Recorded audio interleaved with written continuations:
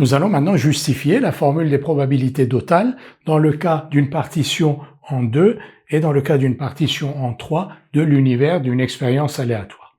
Alors soit P une loi de probabilité définie sur l'univers oméga d'une expérience aléatoire. On considère d'abord le cas où on a deux événements A et B tels que A union B égale oméga et A inter B égale vide. Donc AB constitue une partition de oméga. On considère un événement D quelconque. D va s'écrire l'événement D sous la forme D inter A union D inter B, c'est-à-dire que les issues qui sont dans l'événement D, elles sont soit dans A, soit dans B, et toutes les issues de D sont soit dans A, soit dans B.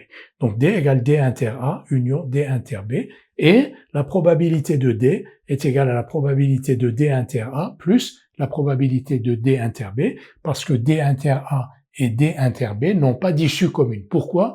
Parce que D inter A est inclus dans A, D inter B est inclus dans B, et A inter B est vide. Donc P de D égale P de D inter A plus P de D inter B. Et là, on utilise les formules que l'on connaît des probabilités conditionnelles. P de D inter A, c'est P de D sachant A fois P de A, et P de D inter B, c'est P de D sachant B fois P de B. Et on a donc la formule des probabilités totales dans le cas d'une partition en 2 de oméga. P de D égale P de D sachant A fois P de A plus P de D sachant B fois P de B. A et B étant une partition de oméga, B est égal à A bar, A est égal à B bar. Donc P de D, c'est P de D sachant A fois P de A plus P de D sachant A bar fois P de A bar. Partition en 3, c'est exactement la même chose, sauf qu'ici on a une partition en 3 ABC. Notre événement D, donc il est ici, et D va s'écrire sous la forme de la réunion de D inter A, union D inter B, union D inter C.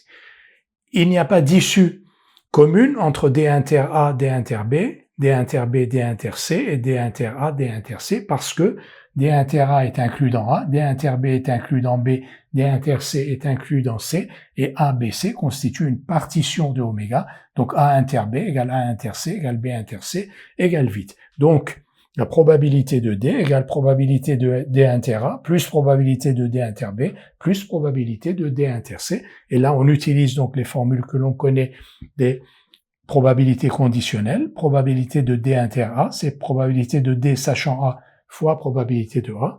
Probabilité de D inter B, c'est probabilité de D sachant B fois probabilité de B. Et la même chose ici, probabilité de D inter C, c'est probabilité de D sachant C fois probabilité de C. Donc dans les deux cas, formule des probabilités totales, on utilise la partition ici en 2 et la partition en 3 pour calculer la probabilité d'un événement D en s'appuyant sur les probabilités conditionnelles dans le cas de la partition en 2 de D sachant A et de D sachant B, et dans le cas de la partition en 3, ABC, en calculant donc PD en s'appuyant sur les probabilités conditionnelles de D sachant A, D sachant B et D sachant C.